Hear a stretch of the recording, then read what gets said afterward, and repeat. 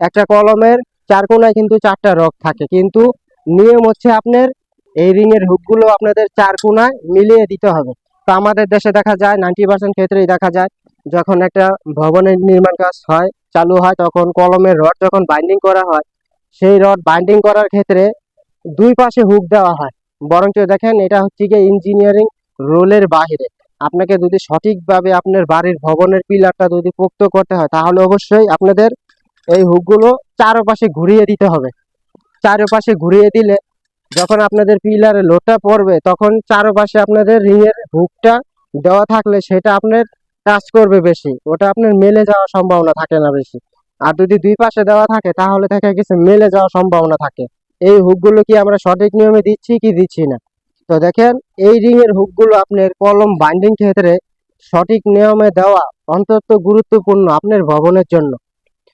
তো আমাদের দেশে 90% ক্ষেত্রেই দেখা যায় যে যখন একটা কলম বাইন্ডিং করা হয়, কলমের দুই পাশে আপনার হুকগুলো দেওয়া হয়। তো দেখেন, ইঞ্জিনিয়ারিং রুল অনুযায়ী যদি আপনারা একটা সঠিক নিয়মে একটা কলম বাইন্ডিং করতে চান, অবশ্যই আপনাদের হুকগুলো চারপাশে দিতে হবে। আপনাদেরকে শর্টকাটে দেখাই।